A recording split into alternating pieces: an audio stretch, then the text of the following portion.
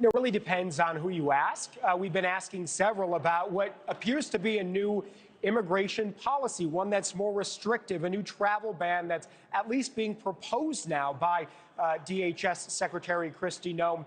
Now, we're not exactly sure what this is going to look like. DHS officials have told us that at some point today, we hope soon, that we'll get a full list of the countries that they're talking about, this new expanded travel ban.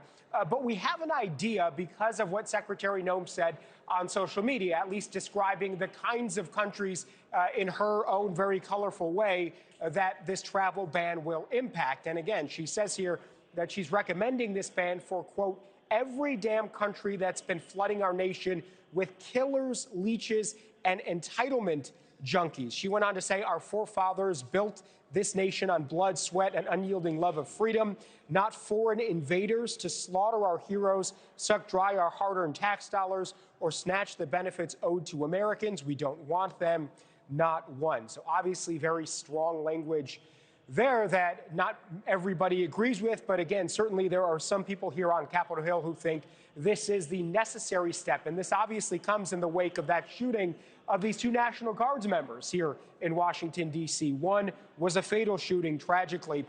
President Trump has also said that he wants to stop all immigration from third world countries. So what Noem is talking about and what President Trump are talking about, we don't exactly know the specifics. But here's what we do know already that has happened.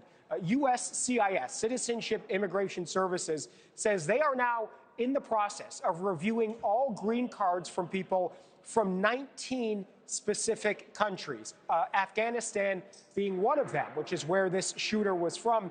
There are also other countries on the list like Venezuela, Iran, Somalia, Cuba, and others. This is the full list here of those green card reviews that are happening now. Again, take a listen to what we've heard from some Republicans now. This is Jody Arrington, the chairman of the Budget Committee, actually weighing in on this. This is what he told us in terms of how he feels this is a necessary measure coming from the White House. And we should take every precaution until we can look the American people in the eyes and say, we have done the highest levels of due diligence for your safety.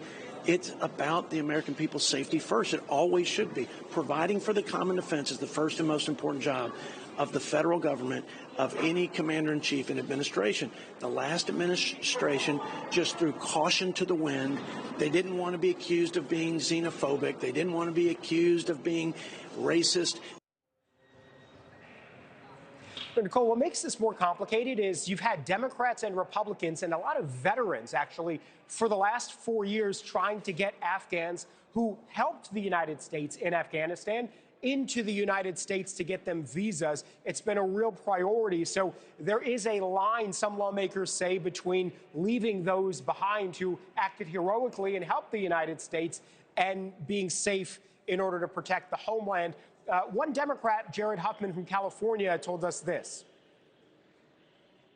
This crackdown, the so-called crackdown on the worst offenders among undocumented immigrants has metastasized into this overreach that is disturbing a lot of people. I saw a poll this morning showing that on immigration, which was the issue Trump arguably won the election on, he's underwater with something like 37% support. This has a lot to do with that. People don't want to see these abusive practices. Nichole, one thing to remember, in the past, as President Trump has implemented some travel bans, there have been challenges in court. So it is entirely possible that once this new ban goes into effect, we may see that happen as well. All right, Joe Khalil live for us there on Capitol Hill. Thank you. Thank you for watching. Subscribe below and download our NewsNation app right now on your phone, and you will get fact-based, unbiased news for all Americans.